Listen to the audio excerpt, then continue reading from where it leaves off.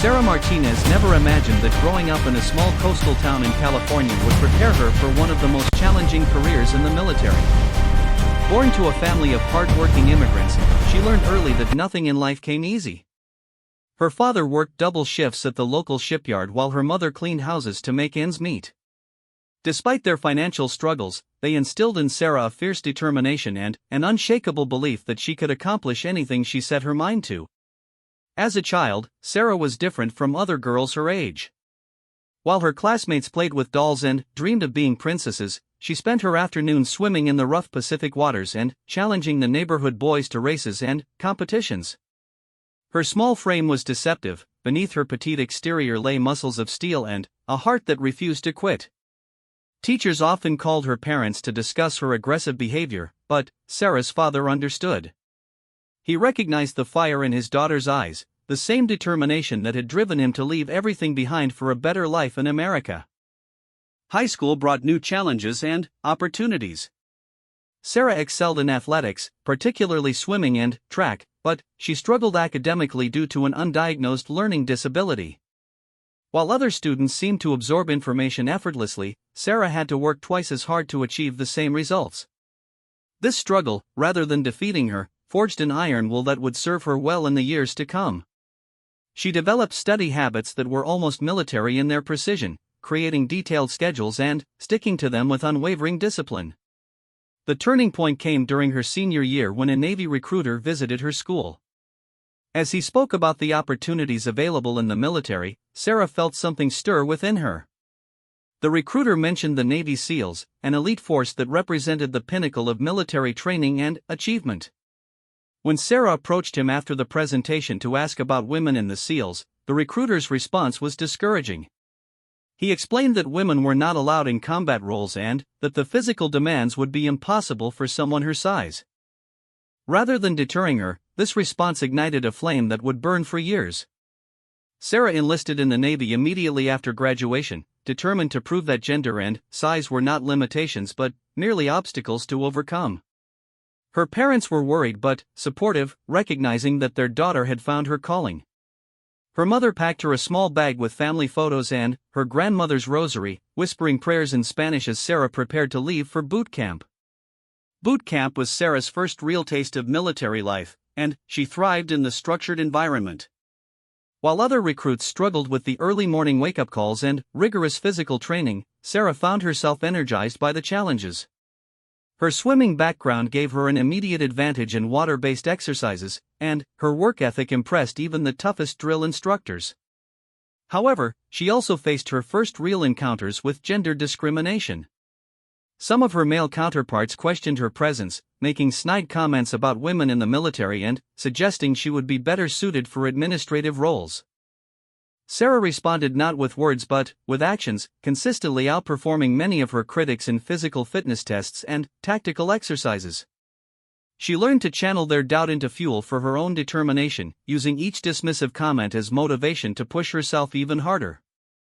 During her time in boot camp, Sarah began researching everything she could about the Navy SEALs.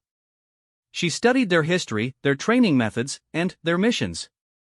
She learned about the grueling basic underwater demolition/SEAL training, known as BUD/S, which had a failure rate of over 70%. The more she learned about the physical and mental demands of SEAL training, the more determined she became to one day earn her place among their ranks. After graduating from boot camp with honors, Sarah was assigned to a naval base in San Diego, where she served as a rescue swimmer. This role allowed her to continue developing her water skills while gaining real-world experience in high-stress situations. She participated in numerous rescue operations, saving drowning civilians and assisting in maritime emergencies. Each successful mission reinforced her belief that she was meant for something greater than a traditional military role.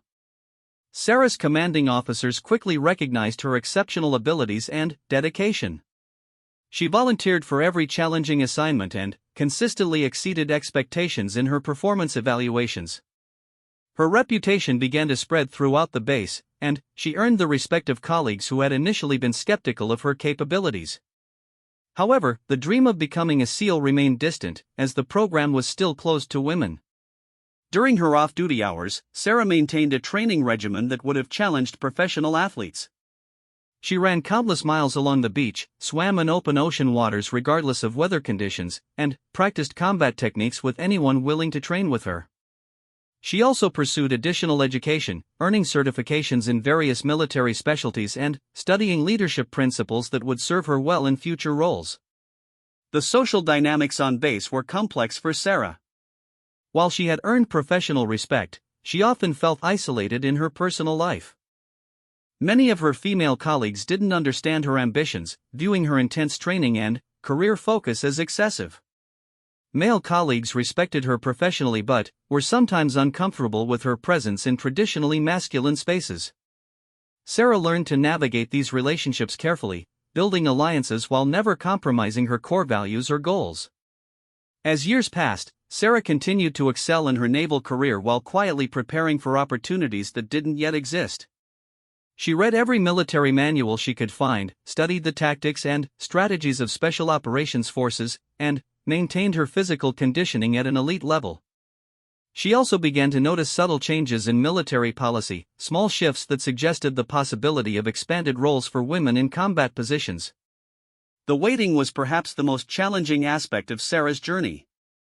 She watched as male colleagues with similar or inferior qualifications advanced to special operations roles while she remained in traditional positions despite her exceptional performance. The frustration was intense, but Sarah used it as motivation to become even better prepared for when her opportunity would inevitably come. During this period, Sarah also faced personal challenges that tested her resolve in different ways. A serious relationship ended when her partner couldn't understand her military ambitions, and family members questioned whether she was sacrificing too much for a dream that might never become reality. Sarah's response was to dig deeper into her training and preparation, finding solace in the physical and mental challenges that pushed her to her limits. The political and military landscape began to shift slowly but noticeably during Sarah's early naval career. Advocates for gender equality in the military gained momentum, and pressure mounted on military leadership to expand opportunities for women in combat roles. Sarah followed these developments closely, understanding that historical change often happened gradually before accelerating rapidly when conditions aligned properly. Her preparation during this waiting period would prove invaluable when opportunities finally emerged. Sarah had spent years not just maintaining her physical fitness but constantly improving it. She had studied not just basic military tactics but advanced strategies used by the most elite forces. Most importantly, she had developed the mental toughness and emotional resilience that would be essential for surviving the most challenging military training programs ever devised. As Sarah entered her 5th year of naval service, she sensed that change was coming. New policies were being discussed, pilot programs were being launched, and the conversation around women in combat roles was becoming more serious and substantive. She continued her preparation with renewed intensity, understanding that when her moment came, she would need to be ready not just to succeed but to excel beyond any reasonable doubt. The foundation was being laid for a confrontation that would test everything Sarah had learned and every limit she thought she knew about herself. The announcement came on a Tuesday morning that would forever change Sarah's life and the course of military history. After years of political pressure and social evolution, the Department of Defense officially opened Navy SEAL training to qualified women on an experimental basis. The pilot program would accept only a handful of female candidates, and the standards would remain exactly the same as those applied to male recruits. There would be no modifications, no allowances, and no special consideration based on gender. Sarah learned about the opportunity through official channels, but the news had been circulating through informal networks for weeks. When the formal announcement was made, she was ready with her application, having maintained all necessary qualifications and certifications in anticipation of this moment. The application process itself was rigorous, requiring extensive physical fitness testing, psychological evaluation, security clearance updates, and detailed medical examinations. Competition for the limited spots was fierce. Thousands of women throughout the military expressed interest, but only those with exceptional qualifications and performance records would even be considered. Sarah's years of preparation gave her a significant advantage. Her performance evaluations were spotless, her physical fitness scores were in the top percentile, and her reputation for reliability and competence preceded her wherever she went. The selection process took months and involved multiple rounds of evaluation. Candidates were subjected to increasingly difficult physical and mental challenges designed to identify those most likely to succeed in the actual SEAL training program. Sarah approached each stage with the methodical preparation that had become her trademark, studying every aspect of the tests and training specifically for each challenge. The psychological evaluation proved particularly challenging. Military psychologists probed deeply into her motivations, her mental resilience, and her ability to handle stress and isolation. They questioned her repeatedly about her reasons for pursuing SEAL training, looking for any sign of instability or unrealistic expectations. Sarah's responses were honest and direct. She explained her lifelong desire to serve at the highest level and her belief that excellence should be the only criterion for inclusion in elite units. Physical testing pushed Sarah to limits she had never experienced before. The preliminary fitness assessments were more demanding than anything she had encountered in her regular naval service. Swimming distances that would challenge Olympic athletes, running times that required sustained speeds most people couldn't maintain for short sprints, and strength tests that demanded power-to-weight ratios typically seen only in elite athletes. Sarah not only passed these tests but excelled, often performing better than male candidates with significantly larger physical frames. The bureaucratic obstacles were perhaps more frustrating than the physical ones. Military bureaucracy moved slowly under the best of circumstances, and this historic change involved countless reviews, approvals, and policy clarifications. Sarah waited for months between each stage of the selection process, maintaining her training regimen while uncertainty hung over her future. During this period, she faced increasing pressure from colleagues who questioned whether she was pursuing an impossible dream. Media attention added another layer of complexity to Sarah's journey. News organizations had seized on the story of women entering SEAL training, and Sarah found herself thrust into a spotlight she neither wanted nor welcomed. Reporters sought interviews, photographers appeared at training sessions, and her personal life became subject to public scrutiny. She handled this attention with the same disciplined approach she applied to everything else, providing minimal information while focusing on her preparation. The final selection was announced on a cold morning in December. Sarah was one of only 3 women chosen for the pilot program, selected from a pool of thousands of applicants. The news brought celebration from supporters and skepticism from critics, but Sarah remained focused on the challenge ahead. She understood that being selected was only the first step in a journey that would test every aspect of her being. Preparation for BUD/S training began immediately. Sarah relocated to Coronado, California, where the legendary training program took place. The base itself was intimidating, with monuments to fallen SEALs serving as stark reminders of the dangers inherent in special operations work. New candidates, known as tadpoles, were immediately immersed in a culture that demanded excellence and offered no sympathy for weakness or failure. The other candidates in Sarah's class represented the cream of military personnel from various branches and specialties. Many had already distinguished themselves in combat zones or specialized operations. The presence of 3 women in the class created a dynamic that no one had experienced before. Some male candidates were supportive, recognizing that anyone who had made it this far deserved respect. Others were openly skeptical, believing that the inclusion of women would somehow diminish the program or compromise standards. Training began with an orientation period designed to introduce candidates to the expectations and culture of SEAL teams. Instructors made it clear that the failure rate would be high and that most candidates would not complete the program. They emphasized that physical capability was only one component of success. Mental toughness, team cohesion, and unwavering determination were equally important. The message was unmistakable: this would be the most difficult challenge any of them had ever faced. Sarah's first weeks at BUD/S were a whirlwind of new experiences and escalating challenges. Physical training began before dawn and continued throughout the day, with academic instruction and equipment familiarization filling any remaining hours. Sleep was limited, food was basic, and every aspect of daily life was designed to create stress and pressure. The instructors watched constantly, looking for signs of weakness or inability to cope with the demands. The academic components of training were as challenging as the physical ones. Candidates studied subjects ranging from combat tactics and weapons systems to navigation and communication procedures. Sarah's earlier struggles with learning disabilities had taught her effective study techniques, and she approached these academic challenges with the same systematic preparation she applied to physical training. She often stayed up late reviewing materials and helping other candidates who were struggling with the coursework. Equipment familiarization introduced Sarah to tools and weapons she had never used before. Learning to properly maintain and operate specialized gear required attention to detail and manual dexterity that complemented the physical demands of training. Sarah discovered that her smaller hands actually provided advantages in certain technical tasks, allowing her to work more efficiently in confined spaces or with delicate equipment. The psychological pressure was unlike anything Sarah had experienced in her naval career.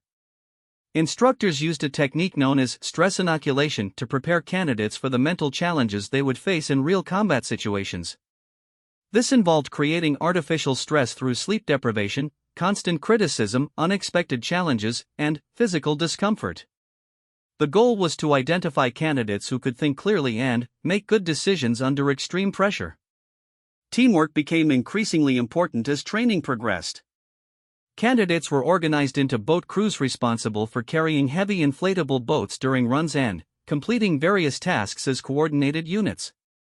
Sarah's crew initially struggled with the dynamics of including a woman in what had traditionally been an all-male environment. However, her consistent performance and positive attitude gradually won over skeptics and helped create effective team cohesion. The first major milestone was the completion of first phase training, which focused primarily on physical conditioning and basic military skills. Sarah not only completed this phase but distinguished herself through consistent high performance in physical fitness tests and leadership exercises. However, she was also beginning to attract unwanted attention from instructors who seemed determined to prove that women could not succeed in the program. This attention manifested in subtle but unmistakable ways. Sarah found herself selected for additional duties more frequently than other candidates. Her performance was scrutinized more closely, and her mistakes were highlighted more prominently. Equipment issued to her was sometimes inferior or improperly fitted, requiring her to spend additional time making adjustments or requesting replacements. These challenges were frustrating but also served to strengthen her resolve and demonstrate her ability to overcome obstacles. The social dynamics within her training class became increasingly complex as weeks passed. Some candidates actively supported Sarah and her female classmates, recognizing their contributions to team performance and appreciating their determination. Others remained skeptical or hostile, questioning whether standards were being maintained or whether the presence of women was changing fundamental aspects of the program. Sarah navigated these relationships carefully, building alliances while avoiding unnecessary conflicts. Physical injuries were common during training, and Sarah was not immune to the wear and tear that intense daily exercise produced. She developed stress fractures in her feet, chronic pain in her shoulders from carrying heavy loads, and various cuts and bruises from obstacle course training and combat exercises. Each injury required careful management to avoid medical elimination from the program while ensuring proper healing and continued performance capability. The mental challenges were perhaps more difficult than the physical ones. The constant pressure, criticism, and uncertainty created an environment where self-doubt could easily take root. Sarah developed mental strategies for maintaining confidence and focus, including visualization techniques and positive self-talk that helped her push through the most difficult moments. She also found strength in remembering the people who had supported her journey and the historical significance of her participation. As first phase training neared its end, Sarah reflected on how much she had already grown and changed. The naive enthusiasm of her early military career had been replaced by a more mature understanding of what elite service truly required. She had learned to push her body beyond what she had thought possible while maintaining the mental clarity necessary for complex decision-making under extreme stress. Most importantly, she had proven to herself and others that she belonged in this elite environment. The announcement that Hell Week would begin at midnight on Sunday sent a chill through the remaining candidates. After months of increasingly difficult training, this legendary phase represented the ultimate test of physical endurance and mental toughness. For 5.5 days, candidates would be subjected to continuous training with minimal sleep, maximum physical stress, and psychological pressure designed to break all but the most determined individuals. Sarah had studied every account of Hell Week she could find, but nothing could truly prepare someone for the reality of the experience. Sleep would be limited to perhaps 4 hours total across the entire week. Food would be basic and insufficient for the calories being burned. Training would continue around the clock in cold ocean water, on soft sand that made every step exhausting, and through obstacle courses that seemed designed by sadistic minds. The week began with a surprise attack on the barracks at midnight, instructors bursting through doors with air horns and shouting commands. Candidates had minutes to dress and form up outside, beginning a night that would blend seamlessly into days of relentless activity. The first exercise was a long ocean swim in frigid Pacific waters, followed immediately by a run on the beach carrying heavy logs and inflatable boats. Sarah's preparation served her well during the initial hours. Her swimming background allowed her to maintain good form and efficiency even as exhaustion began to set in. However, she quickly realized that technical skill would only carry her so far. Hell Week was fundamentally about mental toughness and the ability to continue functioning when every instinct screamed to quit. The instructors seemed particularly focused on testing Sarah and the other 2 women in the class. They were subjected to additional scrutiny and pushed harder than many of their male counterparts. During boat races on the beach, instructors made sure that crews with women were given the heaviest boats and the most difficult courses. When candidates were required to hold heavy logs overhead for extended periods, the women found themselves singled out for criticism if their form faltered even slightly. By Tuesday morning, the effects of sleep deprivation were becoming apparent throughout the class. Hallucinations began to affect some candidates, who reported seeing things that weren't there or hearing voices during quiet moments. Sarah found her own perception becoming unreliable, with shadows seeming to move and sounds appearing distorted. She developed techniques for verifying reality by checking with teammates and focusing on concrete, measurable details. The cold became a constant enemy during Hell Week. Ocean water temperatures in winter rarely rose above 60 degrees, and candidates spent hours each day immersed in these conditions. Hypothermia was a real danger, and medical staff monitored candidates closely for signs of dangerous core temperature drops.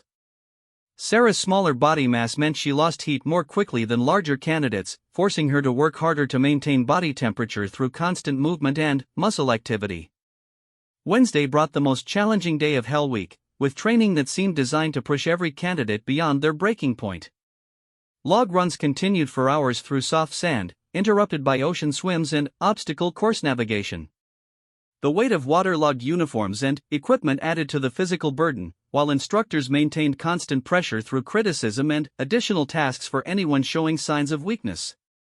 It was during a log carry exercise on Wednesday afternoon that the incident occurred that would define Sarah's legacy. Her boat crew was struggling with a particularly heavy log, moving slower than other teams and falling behind on the timed exercise. Frustration was evident among team members, and some began to openly blame Sarah's presence for their poor performance. The tension reached a breaking point when one teammate, delirious from exhaustion and hypothermia, accused her of being the weak link that was dragging everyone down. The confrontation escalated quickly. Other candidates gathered around as voices were raised and accusations flew.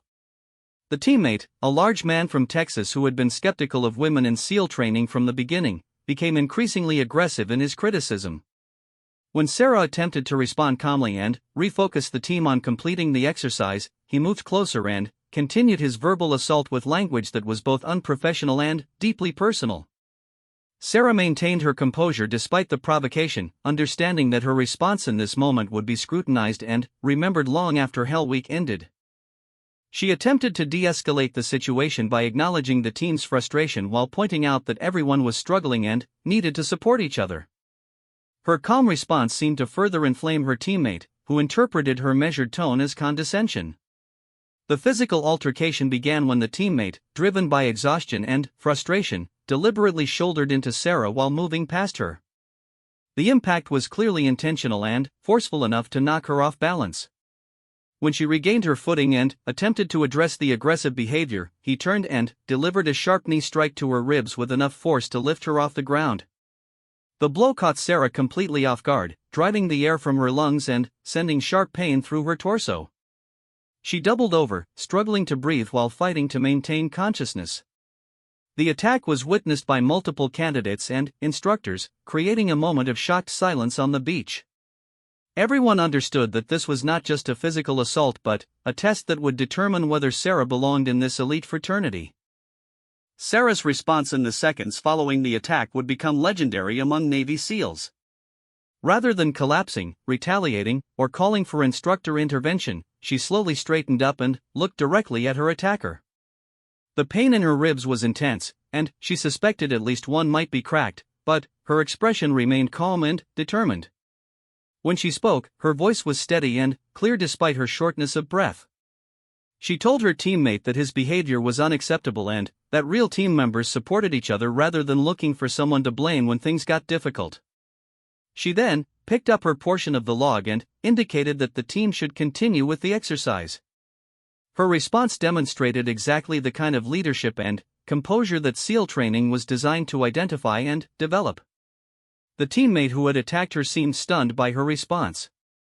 He had expected her to either break down or retaliate, either of which would have justified his belief that women couldn't handle the pressure of elite military training.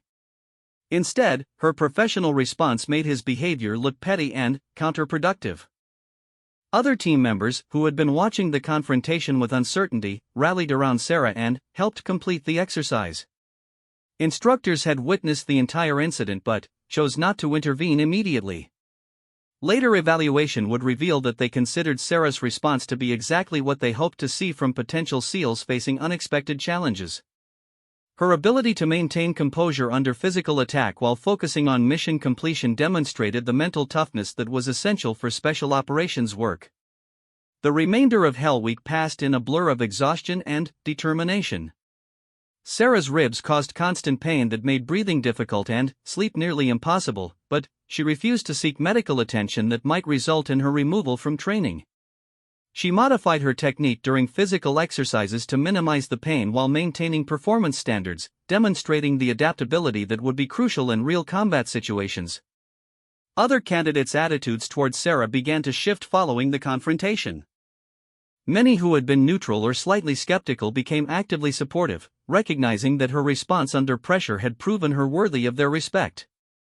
The teammate who had attacked her was eventually dropped from training for disciplinary reasons, but not before several others had made it clear that his behavior was unacceptable and not representative of SEAL values. The final day of Hell Week brought both relief and new challenges.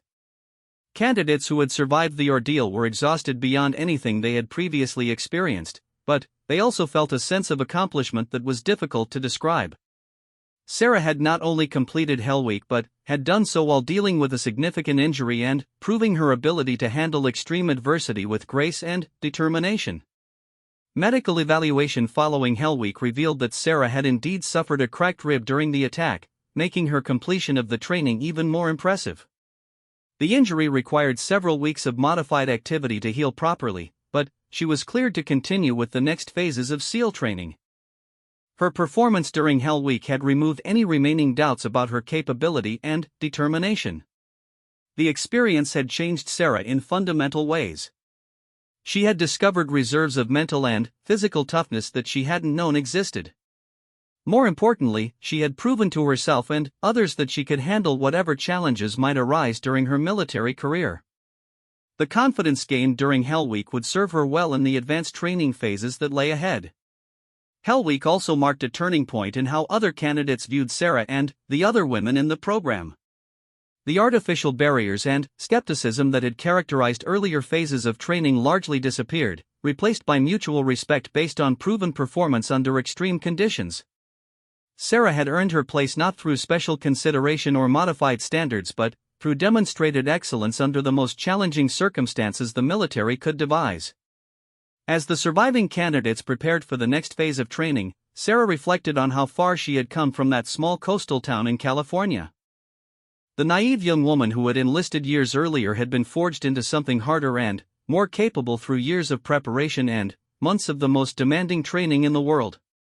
However, she also understood that Hell Week was just one milestone in a journey that would continue to test her in new and unexpected ways.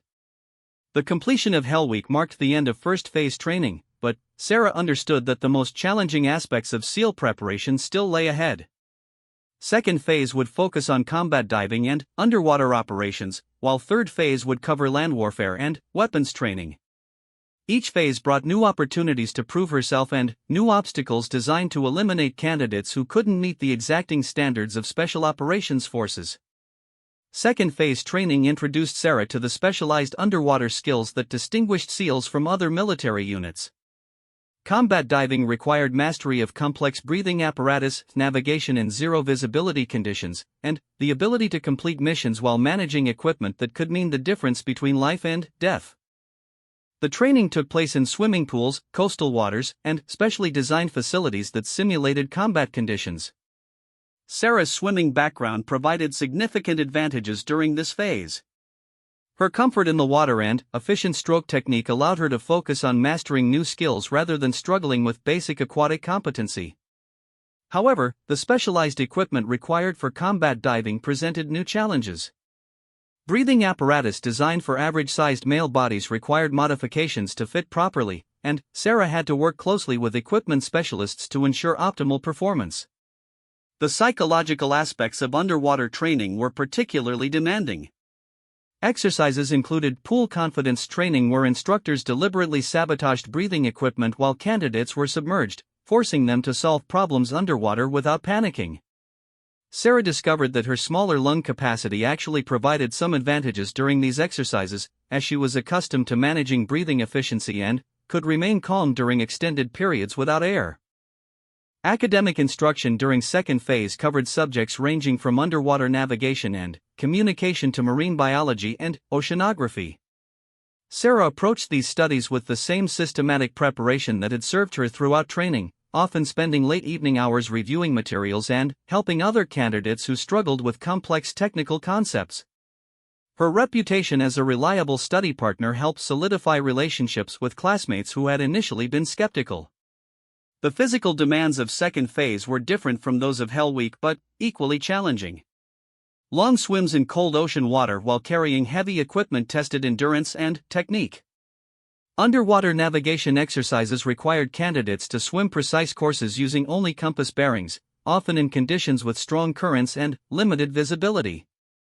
Equipment malfunctions during these exercises could turn routine training into life-threatening emergencies. Sarah faced her most dangerous moment during a night navigation exercise in the Pacific Ocean. While swimming an underwater course with a partner, her breathing apparatus malfunctioned several hundred yards from shore in rough seas. The equipment failure occurred at depth, requiring her to make an emergency ascent while sharing air with her teammate.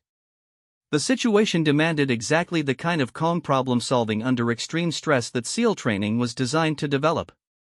Her response to the emergency became another defining moment in her journey. Rather than panicking or making hasty decisions that could have endangered both her and her partner, Sarah followed emergency procedures with precision while communicating clearly about the situation. She managed her air consumption carefully during the shared breathing process and maintained proper ascent rates despite the urgency of the situation. The successful resolution of a potentially fatal emergency demonstrated her technical competence and ability to perform under ultimate pressure. Instructors later revealed that the equipment malfunction had been deliberately induced as a test, but Sarah's response had been genuine and exemplary. Her ability to manage the emergency while maintaining concern for her partner's safety reinforced the respect she had earned from both instructors and fellow candidates. The incident became part of SEAL training lore, cited in future classes as an example of proper emergency response. Third phase training shifted focus to land warfare and marked Sarah's introduction to the weapons and tactics that would define her future military career. Small unit tactics, advanced marksmanship, demolitions, and reconnaissance techniques formed the core curriculum. The training environment moved from ocean and pool facilities to mock combat zones designed to simulate real-world operational conditions. Weapons training revealed another area where Sarah's physical characteristics provided unexpected advantages. Her smaller frame and steady hands made her particularly effective with precision rifles and specialized equipment. Instructors noted that her marksmanship scores consistently ranked among the highest in the class, and her ability to remain steady under stress translated directly into combat effectiveness. The stereotype that women couldn't handle military weapons was thoroughly debunked by her performance. Demolitions training required a combination of technical knowledge, physical skill, and mental precision that appealed to Sarah's systematic approach to challenges. Learning to calculate explosive charges, set timers, and create precisely controlled destruction demanded attention to detail that she had developed through years of methodical preparation. Her work in this area was so impressive that instructors recommended her for additional specialized training in explosive ordnance disposal. Small unit tactics training emphasized teamwork and leadership skills that would be essential for operational deployment. Sarah found herself naturally assuming leadership roles during exercises, her calm demeanor and clear communication proving effective in coordinating team activities. Other candidates began to seek her input during planning phases, recognizing her ability to analyze complex situations and develop effective solutions. The final exercises of SEAL training involved comprehensive scenarios that tested all the skills acquired during months of preparation. These exercises simulated real combat missions, complete with unexpected complications, equipment failures, and time pressures that mirrored actual operational conditions. Sarah's performance during these exercises validated everything she had worked to achieve and demonstrated her readiness for operational deployment. Graduation from SEAL training was a moment Sarah had visualized countless times during the darkest moments of her journey. Standing with the handful of candidates who had completed the entire program, she reflected on the transformation that had occurred over the previous months. The uncertain young woman who had begun training had been replaced by a confident special operations warrior ready for whatever challenges lay ahead. The graduation ceremony itself was relatively simple, but the significance was enormous. Sarah and her female classmates had not only completed SEAL training but had done so while exceeding many of the performance standards set by their male counterparts. Their success opened doors for future generations of women while proving definitively that excellence was the only criterion that mattered in elite military units. Assignment to an operational SEAL team brought new challenges and opportunities. Sarah's first deployment took her to a forward operating base in Afghanistan, where she would apply her training in real-world conditions for the first time. The transition from training environment to combat zone required additional adaptations, but her thorough preparation and mental toughness served her well in this new environment. Combat operations revealed that Sarah's training had prepared her not just for the technical aspects of special operations but for the psychological demands of life and death decision-making. Her first mission involved a nighttime raid on a suspected terrorist compound, requiring all the skills she had mastered during training plus the ability to adapt to unexpected developments in real time. The mission's success demonstrated that her presence enhanced rather than hindered team effectiveness. Over multiple deployments, Sarah established herself as one of the most capable and reliable operators in her unit. Her technical skills, physical capabilities, and mental toughness made her a valuable asset in a variety of mission types. More importantly, her success began to change perceptions throughout the special operations community about the role of women in combat units. The incident during Hell Week that had initially threatened to derail her career became a source of inspiration for other women entering military service. Sarah's response to physical aggression had demonstrated the kind of professional composure and mental toughness that defined elite warriors. Her refusal to be intimidated or deterred by those who questioned her presence had opened doors for countless others who shared similar aspirations. Years later, as Sarah advanced to leadership positions within the special operations community, she reflected on the journey that had begun in a small California town. The challenges she had faced were not just personal obstacles but historical barriers that had limited opportunities for generations of capable women. Her success had proved that gender was irrelevant when measuring the qualities that mattered most in elite military service. The legacy of Sarah's achievement extended far beyond her individual career. Military training programs were redesigned to better accommodate physiological differences while maintaining exacting standards. Equipment was modified to ensure optimal performance regardless of user size or gender. Most importantly, the culture of special operations forces evolved to embrace diversity as a source of strength rather than viewing it as a potential weakness. Sarah's story became required reading in military leadership courses, used as an example of how to overcome adversity while maintaining professional standards and personal integrity. The incident where she was attacked during Hell Week was analyzed not for its violence but for her response, which demonstrated exactly the kind of character and composure that military leaders hope to develop in all service members. The transformation was complete. The young woman who had once been told she was too small and too female for elite military service had not only proved those assessments wrong but had redefined what was possible for future generations. Her journey from a skeptical recruit to a respected special operations leader had changed not just her own life but the entire landscape of military service. Sarah Martinez had proved what a Navy SEAL could do, regardless of gender, size, or the doubts of others. Her legacy would inspire women for decades to come while demonstrating that excellence recognizes no boundaries except those we place on ourselves. The knee to the ribs that was meant to break her had instead revealed the unbreakable spirit that defines true warriors.